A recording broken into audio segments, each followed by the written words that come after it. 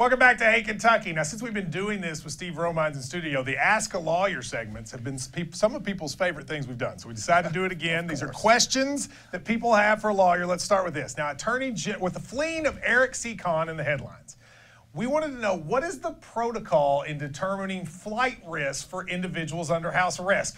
When do people get to not be in jail while they're awaiting sentencing? All right, well, you have a hearing, what's called a detention hearing in federal court, which is what that was, and the court has to consider multiple factors to make a determination if you're either a danger to the community or a risk of flight. And those are the two things they look at, right? Yeah, those two things. And it's length of residence in the community, history of court appearances, prior criminal history, employment, family ties to the community, etc. All those things.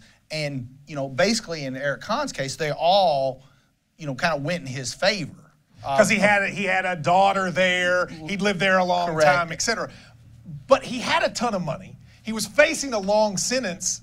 Wouldn't you, if you were the judge, have worried he'd do exactly what he did?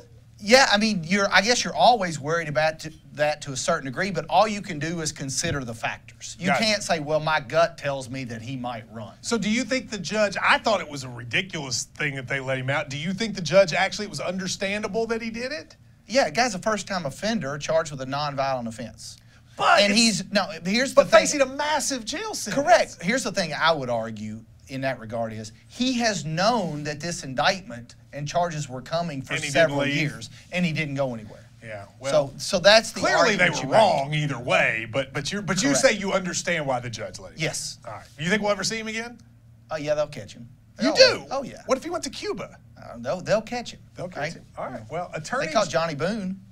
Yeah, that's right, they did. Attorney General Jeff Sessions has reversed the policies of the Obama administration in easing sentencing guidelines on drug offenders, and has now said he's going to have harsher sentencing and use the guidelines back again. What do you make of this? Well, he doesn't get to make that decision, okay? Yes, he can encourage his prosecutors to follow guideline decisions, but the court determines the sentence. Sentencing guidelines were placed into effect back in the 80s, and they were designed to take away most judges' discretions. It's a mathematical formula to determine what your sentence is. And it ends up in federal court with very harsh sentences. But the Supreme Court has ruled that a strict following of the sentencing guidelines is not permitted.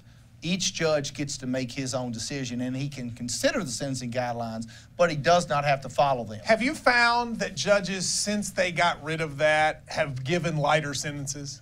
Yes, because you can't give more severe sentences than I know, but guidelines. like they are horrendous. So you're saying that they have kind of tempered their sentences? Absolutely, they have. And so is this a mode by Sessions to try to go back to what it was? No, well, he's trying to, but he still doesn't get to make that decision. It's still up to the judge. Yeah. But it's not good. Yeah. I mean, it's for defendants, it's not good. And the biggest problem with it is we've got a 25-year history to look at to see if these sentences have helped, and they haven't. Do you think people will say harsh sentences reduce crime? Do you believe that's true? Well, they clearly don't. The research has proven that continuing to incarcerate more and more people for a longer period of time does not reduce crime. I mean, you can look at the statistics and show it. Yeah. Now, you can think whatever you want, but you'd be doesn't. wrong.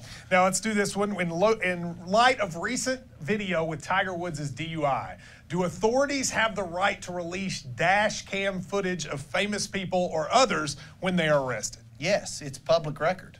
It will be in the file. So, yeah, they have the right to Do you think that's right or wrong? I mean, it does sort of put it out in the public. Some would argue might prejudice a defendant. But it's public record. The information in a criminal case, just like you can go to court and watch it. So it's always going, unless there's something done to seal it, it's public record. So they can always happen. Always going to be out So when there. you go out in public and you get arrested, that can end up coming out. All right, so Steve, thank you very much. Ask a Lawyer. If you have questions, go ahead and send them to us. Next time Steve's on, he'll answer them in his expert way that he always does.